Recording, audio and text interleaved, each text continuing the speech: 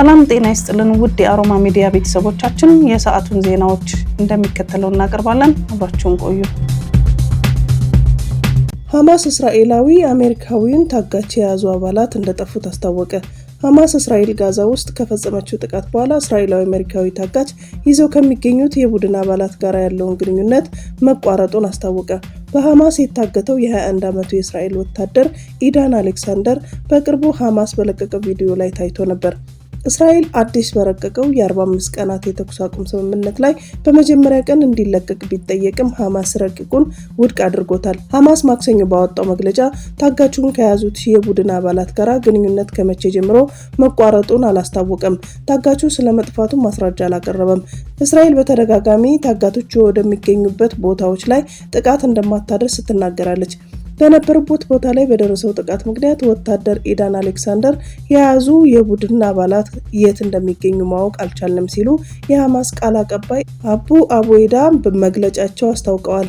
የት እንደሚገኙ ለማወቅ ጥረት ይቀጥላል ሲሉ አክለዋል። ሐማስ በአውሮፓውያኑ 2023 በእስራኤል ላይ ጥቃቱ ፈጽሞ አግቶ ከወሰዳቸው 251 ታጋቾች መካከል 59 የሚሆኑ ያልተመለሱ ሲሆኑ ከነዚህ መካከል 24 ታጋቾቹ በህይወት እንደሚገኙ ይታመናል።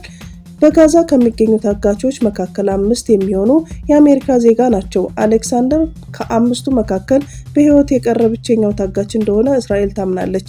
እስራኤል በጋዛ የምታደርገውን ጥቃት ከቀጠለች ታጋቾቹ በሬሳ ሳጥን ነው የሚመለሱት ሲሉ ለታጋቾች ቤተሰቦች መልእክት አስተላልፈዋል። ባለፈው ቅዳሜ ሐማስ ባሰራጨው ቪዲዮ አሌክሳንደር በህይወት እንደሚገኝ ያመለከተ ሲሆን ታጋቹ የእስራኤል ጠቅላይ ሚኒስትር ቤንያሚን ኔታንያሁና የአሜሪካ ፕሬዝዳንት ዶናልድ ትራምፕ መፍትሄ እንዲፈልጉ ተማጽኗል። እስራኤል በቅርቡ ባረቀቀችው የ45 ቀን የተኩስ አቁም ስምምነት በመጀመሪያ ሳምንት አሌክሳንደርን ጨምሮ ግማሽ ታጋቾች እንዲለቀቁ ሐሳብ ማቅረቧን የሐማስ ባለስልጣን ለኤኤፍፒ የዜና ወኪል ተናግሯል። ባለስልጣኑ እንዳሉት የሰላም ምልክት እንዲሆን አሌክሳንደር የተኩስ አቁም ስምምነቱ በተጀመረ በመጀመሪያ ቀን እንዲለቀቅ ተጠይቋል። ባለፈው ጥር በእስራኤልና በሐማስ መካከል በተደረሰው የተኩስ አቁም ስምምነት መሰረት 33 ታጋቾች ሲለቀቁ 1900 ፍልስጤማውያን እስረኞች ወደ ጋዛ እንዲመለሱ ተደርገዋል። በተጨማሪም እርዳታ ወደ ጋዛ ሰርጥ እንዲገባ መደረጉ ይታወሳል። ነገር ግን የሁለተኛ ዙር የተኩስ አቁም ስምምነት ድርድር ሳይጠናቀቅ የእስራኤል በጋዛ የምታደርገው ወታደራዊ ዘመቻ ድጋሚ ወደ ወርሃዊ መጋቢት ጀምራለች። ቴልአቪቭ ተወልዶ በአሜሪካዋ ኒው ጀርዚ ያደረገው አሌክሳንደር በእስራኤል ጦር ያገለገለ ሳለ ከድንበር አካባቢ በሐማስ ታግቶ ነው የተወሰደው። አባቱ ከአሜሪካ ኒውስ ኔሽን ቴሌቪዥን ጋር ባደረጉት ቃለ መጠይቅ ለልጃቸው አለመለቀቅ ጠቅላይ ሚኒስትር ኔታንያሁን ወቅሰዋል። ሐማስ እስራኤል ከጋዛ ሰርጥ ሙሉ በሙሉ ነቅላ የምትወጣ ከሆነ ጦርነቱን የምታቆም ከሆነ ሁሉንም ታጋቾች ለመልቀቅ ተስማምተዋል። እስራኤል ባለፈው መጋቢት ድጋሚ በጀመረችው ወታደራዊ ዘመቻ ምክንያት 1630 ሰዎች የተገደሉ ሲሆን በአጠቃላይ ባለፉት 18 ወራት 51000 ሰዎች መገደላቸውን በሐማስ የሚመራ የጋዛ ጤና ሚኒስቴር አስታውቋል። ሐማስ በአውሮፓውያኑ ጥቅምት 7 2023 በእስራኤል ላይ ጥቃት ፈጽሞ 1200 ሰዎችን በመግደል 251 አግቶ ከወሰደ በኋላ ነው እስራኤል በጋዛ መጠነ ሰፊ ወታደር ዘመቻ ማካሄድ የጀመረችው። ሩሲያ የተጣለባት ማዕቀብ እንዲነሳላት ማንንም አትጠይቅም ሲሉ የሞስኮ ከፍተኛ ዲፕሎማት ተናገሩ። የሩሲያ የውጭ ጉዳይ ሚኒስትር ሰርጌይ ላቭሮቭ ሞስኮ ማንንም ሰው የተጣለባትን ማዕቀብ እንዲያነሳ እየጠየቀች አይደለም ሲሉ የተናገሩ ሲሆን የዩናይትድ ስቴትስ የማዕቀብ አገዛዝ ህገወጥ ነው፣ የዓለምን ኢኮኖሚ ግሎባላይዜሽን እያወደመ ይገኛል ብለዋል። ላቭሮቭ በሩሲያ ዕለታዊ ጋዜጣ እትም ከኮሜርሳት ጋር ባደረጉት ቃለ ምልልስ የትራምፕ አስተዳደር በቁሳዊ ፍላጎት ላይ ተመስርተው በውጭ ፖሊሲ ውስጥ ጥቅም ለማግኘት መፈለጉን አልሸሸጉም። ዋሽንግተን ከሞስኮ ጋር በተገናኘችበት ወቅት በንግድና ኢኮኖሚ ትብብር ላይ ንግግሮችን እንደጀመረች አክለዋል። ነገር ግን ሁሉም ነገር ኢኮኖሚያዊ መስተጋብር ወደ ነበረበት ለመመለስ እንዴት እንደሚፈልጉ በሂደት ይወሰናል ሲሉ ላቭሮቭ ተደምጠዋል። ምክንያቱም ይህ ትብብር ከ10 ዓመታት በፊት ከተመዘገበው $30 ቢሊዮን ጋር ሲነጻጸር በ95% ገደማ የታገደ ሲሆን ይህ ሙሉ በሙሉ ማለት ይቻላል ለዚህ በህገወጥ ማዕቀቦች የተነሳ ነው ብለዋል። እንደምታውቁት በህብረተሰባችን ውስጥ ያለውን ክርክር የምትከታተሉ ከሆነም ማንንም እያስገደድን አይደለም ወይም ማዕቀቡ እንዲነሳ ማንንም አንጠይቅም ሲሉ አክለዋል። ከፍተኛው የሩሲያ ዲፕሎማት የአሜሪካ ማዕቀብ ቢነሳም ሞስኮ ወሳኝ በሆኑ ዘርፎች ላይ ጥገኛ መሆን የለባትም ሲሉ ገልጸዋል። ፑቲን ይህንን ፍላጎት ደጋግመው አጽንኦት ሰጥተውታል በማለት የኢኮኖሚ ሉዓላዊነትን አስፈላጊነትን ገልጸዋል። ላቭሮቭ ከእንግዲህ ዓለም አቀፋዊ የኢኮኖሚ ግሎባላይዜሽን የለም፣ ይህ የተደመሰሰው በትራምፕ አስተዳደር ሳይሆን በባይደን ዘመን ማዕቀብ በመጣል የውጭ ፖሊሲው ብቸኛ መሳሪያ አድርገው ሲጠቀሙ ነበር ሲሉ ተናግረዋል። ቻይና እስከ 245% ሊደርስ የሚችል ታሪፍ እንደተጣለባት አሜሪካ አስታወቀች። ዋይት ሀውስ ባወጣው መግለጫ ቻይና አጸፋዊ እርምጃ በመውሰዷ እስከ 245% የሚደርስ ታሪፍ እንደተጣለባት ገልጿል። በመግለጫው ፕሬዚዳንት ዶናልድ ትራምፕ ወደ ነጩ ቤተ መንግስት ከገቡ በኋላ የአሜሪካን ኢኮኖሚ ዳግም ለማሳደግ አሜሪካን ቀዳሚ ያደረገ የንግድ ፖሊሲ እየተከተሉ እንደሆነ የተመለከተ ሲሆን ከ75 በላይ ሀገራት ከአሜሪካ ጋር አዲስ ንግድ ስምምነት እንዲኖር ተወያይተዋል ብለዋል። በውይይቶቹ የተነሳ በሀገራቱ ላይ የተጣለው ታሪፍ እንዳይተገበር የተወሰነ ስለመሆኑ ዋይት ሀውስ ገልጾ ቻይና ግን አጸፋዊ እርምጃ በመውሰዷ እንዲተገበርባት ሆኗል ብሏል። ዋይት ሀውስ ጨምሮ ከወራት በፊት ቻይና እንደ ጋሊየም እና ጀርሜኒየም ያሉ ወሳኝ የቴክኖሎጂ ቁሶች ወደ አሜሪካ እንዳይላኩ ከልክላለች ያለ ሲሆን በዚህ ሳምንት ደግሞ ለመኪና ሰሪዎች፣ ለኤሮስፔስ እና ለወታደራዊ ግልጋሎት የሚውሉ 6 የከበሩ ማዕድናትን ወደ ውጭ እንዳይላኩ ከልክላለች ብለዋል። ዋይት ሀውስ ቻይና በትክክል ምን ያህል መጠን ያለው ታሪፍ እንደተጣለባት ባይገለጽም እስከ 245 ሊደርስ እንደሚችል ገልጿል። ባይደን ከዋይት ሀውስ ከለቀቁ በኋላ ለመጀመሪያ ጊዜ ባደረጉት ንግግር የትራምፕ አስተዳደር ብዙ ጥፋትና ውድመት አድርሷል አሉ። ጆ ባይደን ስልጣናቸውን ከለቀቁ በኋላ የመጀመሪያውን ንግግር ያደረጉ ሲሆን የትራምፕ አስተዳደር ፖሊሲዎችን ተችተዋል። የቀድሞ የአሜሪካ ፕሬዝዳንት በቺካጎ በተካሄደው ኮንፈረንስ እንደተናገሩት መንግስት በሶሻል ሴኩሪቲ ላይ ጠለፋ ፈጽሟል ያሉ ሲሆን ይህ አሰራር በዶናልድ ትራምፕ አስተዳደር የዋይት ሀውስን ወጪ የመቀነስ ጥረት እየመሩ ያሉት ኤሎን ማስክ በማጭበርበር የተከበበ ነው ሲሉ ተደምጠዋል። አስተዳደሩ በአመት 1.6 ትሪሊየን የአሜሪካ ዶላር ጥቅማ ጥቅሞችን የመክፈል ኃላፊነት ያለበት የኤጀንሲው ሰራተኞችን ለመቀነስ ይፈልጋል። ባይደን ባደረጉት ንግግር ትራምፕን በስም ባይጠቀሱም ከ100 ቀናት ባነሰ ጊዜ ውስጥ ይህ አስተዳደር ብዙ ጥፋትና ውድመት አድርሷል፣ ይህ አስደናቂ ነገር ነው ብለዋል። ሶሻል ሴኩሪቲ የተቀደሰ ቃል ኪዳን ነው ያሉት ባይደን ማህበራዊ ዋስትና በሰዎች ህይወት ላይ ምንም ያህል ጥቅም እንዳለው አናውቅም ብለዋል። በአካል ጉዳተኝነት መብት ዝግጅት ላይ ንግግር ያደረጉት ባይደን በንግግራቸው ወቅት ከዋይት ሀውስ ከመልቀቃቸው ወይም ከ2024 የፕሬዝዳንታዊ ምርጫን በተመለከተ ምንም አልተናገሩም። የማህበራዊ ዋስትና ኤጀንሲ በዩናይትድ ስቴትስ ውስጥ ጡረታ ለወጡ ወይም በአካል ጉዳተኝነት ምክንያት መስራት ለማይችሉ ሰዎች መሰረታዊ ገቢ ያስገኛል። በዋነኝነት አረጋውያንን ጨምሮ 67 ሚሊዮን የአሜሪካውያን ተጠቃሚ ያደርጋል። ዲሞክራቲክ ፖለቲከኞች የትራምፕ አስተዳደር የሶሻል ሴኩሪቲ ለማቋረጥ በማቀድ ደጋግመው ከሰዋል። ኢሎን መስክ የመንግስት ቅልጥፍና ዲፓርትመንት እየተባለ የሚጠራው ክፍል ከየካቲት ወር ጀምሮ በኤጀንሲው የሚሰሩ 7000 ሰራተኞችን የመቀነስ ውጥን ይዟል። ማስክ ማህበራዊ ደህንነቱን ሲተቹ ይደመጣሉ። ይሁን እንጂ ትራምፕ ከዚህ ቀደም እንደተናገሩት ለህገወጥ ስደተኞች የሚከፈለው ክፍያ ኢላማን ለማድረግ ቢያስቡም ለአሜሪካውያን የሚሰጠው ጥቅማ ጥቅሞች በጅምላ እንደማይቀንሱም ገልጸዋል። ትራምፕ ማክሰኞ ዕለት ህገወጥ ስደተኞችና ሌሎች ብቁ ያልሆኑ ሰዎችን የማህበራዊ ዋስትና እንዲያገኙ የሚከለክለውን ትዕዛዝ መፈረማቸው ይታወሳል። በባይደን የቺካጎ ንግግር በፊት የትራምፕ ፕሬስ ሴክሬታሪ የሆነችው ካሮሊን ሌቪት ለጋዜጠኛ እንደተናገሩት ፕሬዝዳንቱ ህግ አክባሪና ግብር ለከፈሉ የአሜሪካ ዜጎች እንዲሁም አዛውንቶች ጥቅማ ጥቅሞችን እንደሚያስጠብቁ ፍጹም እርግጠኛ መሆናቸውን ተናግረዋል። በዩክሬን አሜሪካና ሩሲያ መካከል አዲስ ንግግር ሊጀመር መሆኑን የዩክሬን የውጭ ጉዳይ ሚኒስቴር አስታወቀ። የሚኒስቴሩ ቃል አቀባይ ዛሬ በሰጡት መግለጫ በቅርቡ በ3 ሀገራት መካከል ለሚደረግ ድርድር ዝግጅት እየተደረገ መሆኑን ገልጸዋል። እስካሁን ድረስ ድርድሩ ሲደረግ የነበረው በአሜሪካና በሩሲያ መካከል እንደሆነ የጠቀሱት ቃል አቀባዩ በቀጣይነት የዩክሬንን ከሁለት ሀገራት ጋር በቅርበት እንደምትሰራ አስታውቋል። ሲናገሩም ዩክሬን ለአሜሪካ ትብብር በማሳየት ገንቢ አቋሟን አሳይታለች። ሩሲያም ገንቢ አቀራረብ ያላት ቢሆንም ውጤቱ ግን ማሸበር ብቻ ሆኗል ያሉ ሲሆን ሩሲያን ሰላምን እንደምትመርጥ ዓለም አቀፉ ማህበረሰብ ጫና እንዲያደርግባትም ጥሪ አቅርበዋል። ይህ በእንዲህ እንዳለ የአሜሪካ ውጭ ጉዳይ ሚኒስትር ማርኮ ሩቢዮ እና የአሜሪካ ተደራዳሪ ስቲቭ ዊትኮቭ ዛሬ ወደ ፈረንሳይ አቅንተዋል። በፈረንሳይ ቆይታቸውም በዩክሬን ጦርነት ዙሪያ በሚደረገው አዲስ ተኩስ አቁም ላይ እንደሚመክሩ ዘገባዎች አስታውቀዋል። የሱዳን ፈጥኖ ደራሽ ትይዩ መንግስት መመስረቱን አወጀ። የሱዳን ፈጥኖ ደራሽ ኃይል ወታደራዊ መንግስት የሚገዳደር ትይዩ መንግስት መመስረቱን አስታውቋል። በሱዳን ፈጥኖ ደራሽ ኃይል RSF እና በሀገሪቱ ወታደራዊ ኃይል መካከል የተከሰተው ግጭት 2 ዓመት ያስቆጠረ ሲሆን በሱዳን ያለው ሰብአዊ ቀውስ በዓለም ግዙፍ ሆኖ ተብሏል። የፈጥኖ ደራሽ ኃይሉ መሪ ሞሐመድ ሐምዳን ሄሜዲቲ ደጋሎ እንዳሉት ቡድናቸው ብቸኛ ለሱዳን የሚበጅ የወደፊት እየፈጠረ ያለ ኃይል ነው። ይህ መግለጫ ይፋ የሆነው የሱዳን ጦርነት 2ኛ ዓመትን በማስመልከት በለንደን ከፍተኛ ጉባኤ እየተካሄደ ባለበት ወቅት ነው። በዚህ ጉዳይ ላይ የተገኙት የዩናይትድ ኪንግደም ውጭ ጉዳይ ሚኒስትር ዴቪድ ላሚ የሰላም መንገድ እንዲፈጠር ጠይቀዋል። የሱዳን ጦር የፈጥኖ ደራሹ መቀጫ የሆኑት ከአልፋሽር ከተማ ወጣ ብለው ከሚገኙ ቦታዎች በቦምብ ማጥቃቱን ተሰምቷል። ይህ በሺዎች የሚቆጠሩ ዜጎች ዘምዘም የስደተኞች መጠለያ ጥለው እንዲሸሹ አድርጓል። ሄሜዲቲ እንዳሉት ፈጥኖ ደራሽ ኃይሉ እየገነባ ያለውን የህግ የበላይነት እንጂ በግለሰቦች የሚመራ ሀገር አይደለም። እኛ የበላይነት ሳይሆን አንድነት ነው የምንፈልገው። የትኛውም ብሔር፣ ክልል አለያም ሃይማኖት ከሱዳናዊ ማንነት የበለጠ ቦታ ሊኖረው ይገባል ብለን አናምንም ይላል በቴሌግራም የለቀቁት መግለጫ። አክለው መንግስታቸው በፈጥኖ ደራሹ ኃይል በቁጥጥር ስር ላሉ ቦታዎች ብቻ ሳይሆን ለመላ ሀገሪቱ ትምህርትና የጤና አገልግሎት የመሳሰሉት መሰረታዊያን እንደሚያሟሉ ተናግረዋል።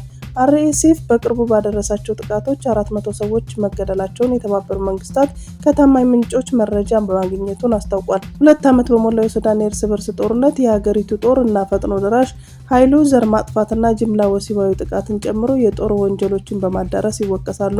ሄሜዲቲና የሱዳን ጦር መሪ ጄኔራል አብዱልፋታህ አልቡርሃ ከአውሮፓውያኑ ሚያዝያ 15 2023 ጀምሮ በስልጣን ሽኩቻ ምክንያት ያወጁት ጦርነት 150,000 ሰዎች ሲቀጥፍ ከ12 ሚሊዮን በላይ ሰዎች እንዲፈናቀሉ ምክንያት ሆኗል።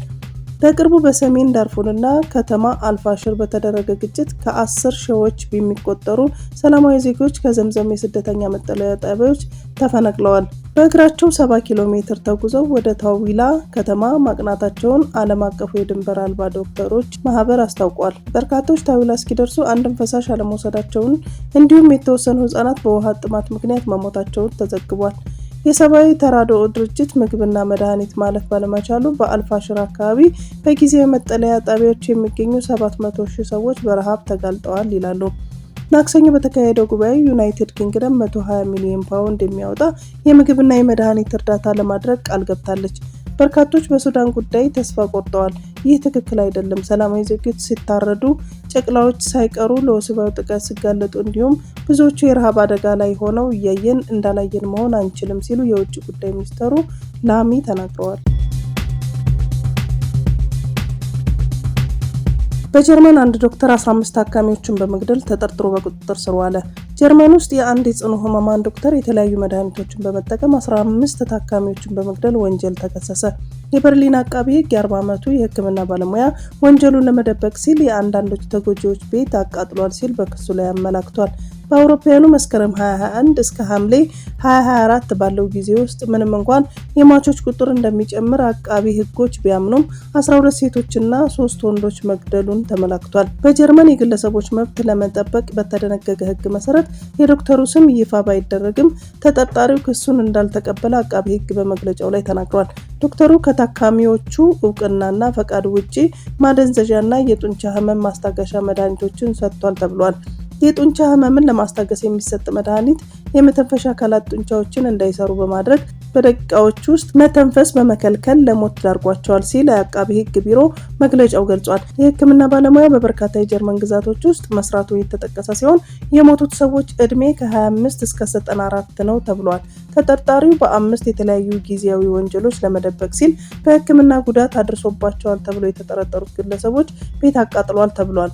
ተጠርጣሪው በሐምሌ ወር 2024 በአንድ ቀን ውስጥ 2 ታካሚዎች መግደሉን ገልጿል። ከሞቱት ግለሰቦች መካከል አንዱ በማዕከላዊ በርሊን ነዋሪ የሆነ የ75 ዓመት አዛውንት ሲሆኑ ሌላው በበርሊን አቅራቢያ የሚኖሩ የ76 ዓመት አዛውንት ሴት በዚያው ዕለት ከጥቂት ሰዓታት በኋላ መገደላቸውን ተዘግቧል።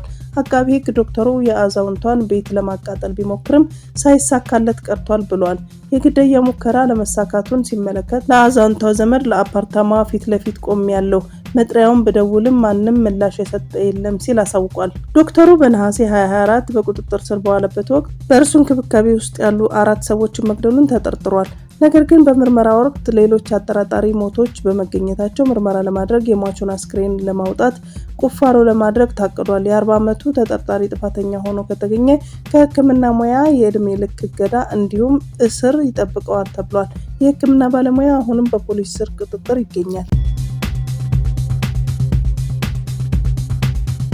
የሆለታ ነዋሪ መንግስትን አማረሩ። የሆለታ ከተማ ነዋሪዎች ለኮሪደር ልማት ከፍተኛ ገንዘብ በግዴታ እየተጠየቁ ነው ሲሉ አማረሩ። በምዕራብ ሸዋ ዞን የሆለታ ከተማ ነዋሪ ለሚዲያ በሰጡት ቃል ለኮሪደር ልማት እያንዳንዳቸው ከ40 እስከ 200 ሺህ ብር በግዴታ እንዲከፍሉ እየተጠየቁ መሆኑን ገልጸዋል።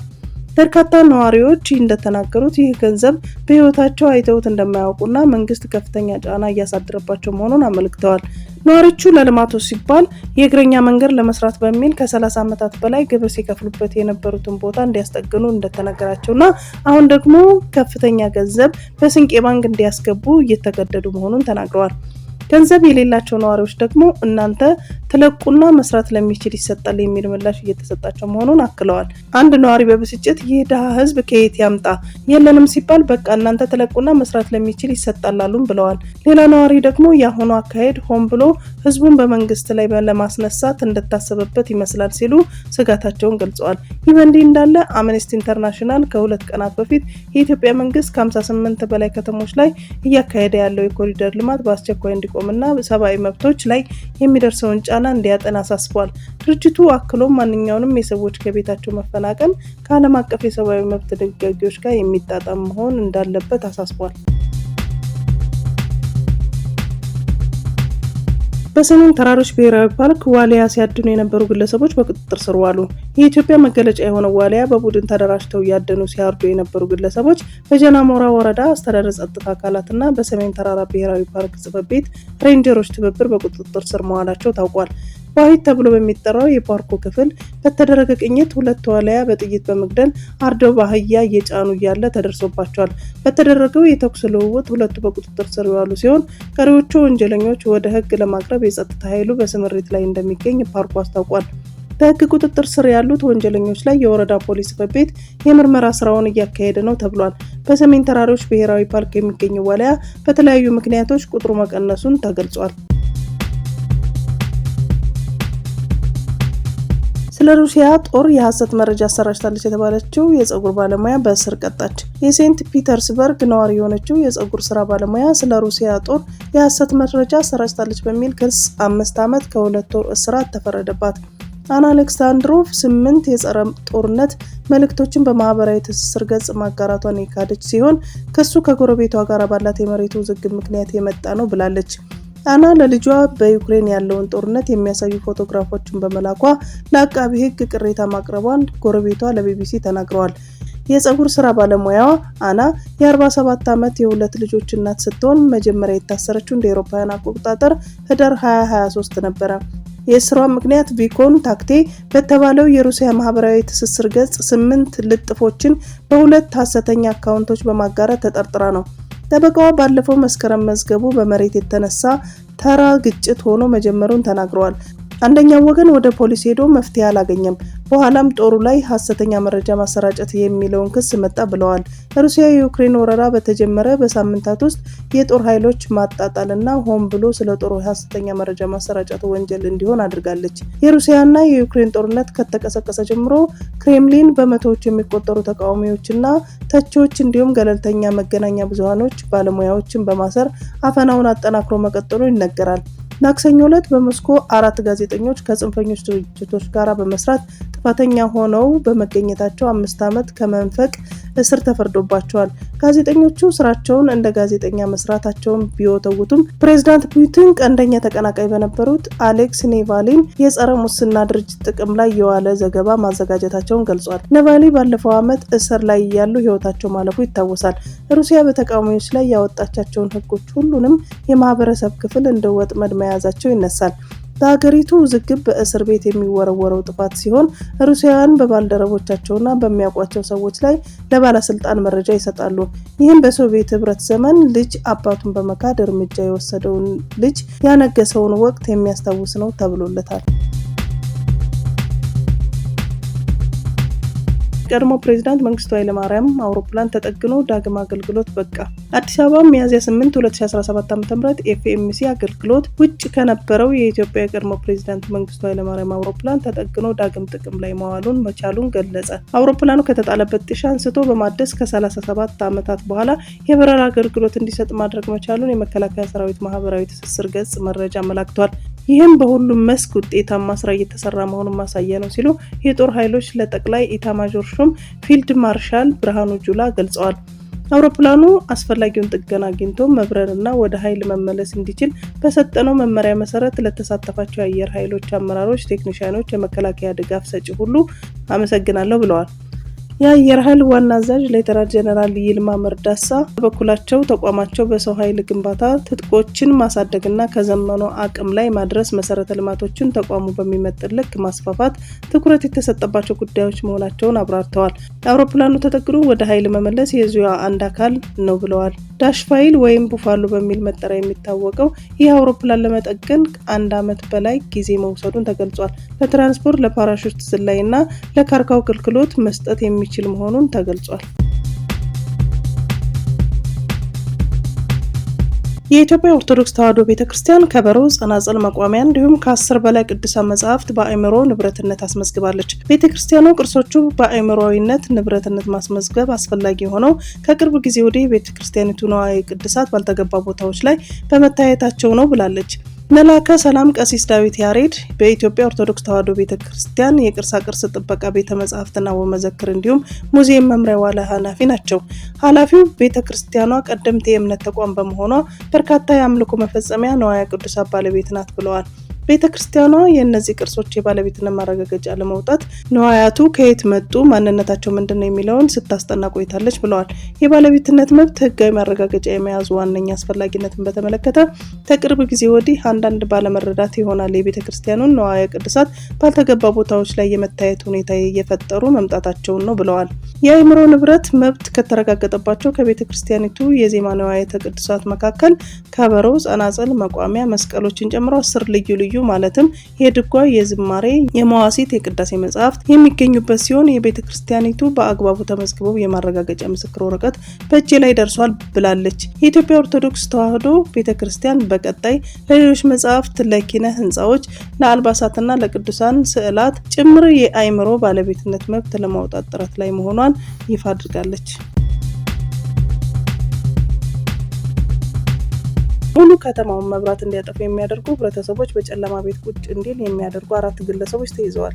የቃሉ ወረዳ ፖሊስ ጽሕፈት ቤት ከኮምቦልቻ ቁጥር 2 እስከ ኮምቦልቻ ቁጥር 1 በተዘረጋ የ132 ኪሎ ዋት ተሸካሚ ኤሌክትሪክ ታወር ላይ ስርቆት የፈጸሙ ተጠርጣሪዎችን በቁጥጥር ስር መዋሉን አስታወቀ። በቃሉ ወረዳ 07 ቀበሌ ልዩ ቦታው ቀዲዳ በተባለ ቦታ የ132 ኪሎ ቮልት ተሸካሚ ኤሌክትሪክ ታወር በመፍታት ለቆራሊዮ በመሸጥ በኮምቦልቻ፣ ደሴ ከተሞችና 5 አጎራባች ወረዳዎች ከአቀስታ ኃይል ማከፋፈያ ጣቢያ ኃይል የሚያገኙ የምዕራብ ወሎ ወረዳዎች እንዲሁም ከዓለም ከተማ ኃይል ማከፋፈያ ጣቢያ ኃይል የሚያገኙ ከፊል ሰሜን ሸዋና አካባቢዎቻቸው ላይ ኤሌክትሪክ መጥፋት ምክንያት የሆኑ 4 ግለሰቦችን በቁጥጥር ስር መዋሉን የወረዳ ፖሊስ ጽሕፈት ቤት አስታውቋል። ከ4ቱ ተሳታፊዎች 2ቱ የታወር መፍታት፣ አንዱ በማጓጓዝና አንዱ በተረካቢነት የተያዙ ናቸው። የወረዳ ፖሊስ ጽሕፈት ቤት ኃላፊ ኮማንደር ሙሉጌታ በለጠ እንደተናገሩት ፖሊስ ከህብረተሰቡ ጋር በመቀናጀት ባደረገው ጥብቅ ክትትል በኢትዮጵያ ኤሌክትሪክ ኃይል ተሸካሚ ታወር ላይ ስርቆት በመፈጸም የኤሌክትሪክ አገልግሎት እንዲቋረጥ በማድረግ ህዝቡ እንዲቸገር ያደረጉ ግለሰቦች በቁጥጥር ስር አውሏል ብሏል። ፖሊስ በተጠርጣሪዎች ላይ ምርመራ መጀመሩና ፍርድ ቤቱ ተጠያቂ ለማድረግ እየሰራ መሆኑን ኃላፊው ተናግረዋል። ተጠርጣሪዎቹ በህግ ቁጥጥር ስር ለማዋል ህብረተሰቡ ላደረገው እገዛ ኮማንደር ሙሉጌታ አመስግነዋል።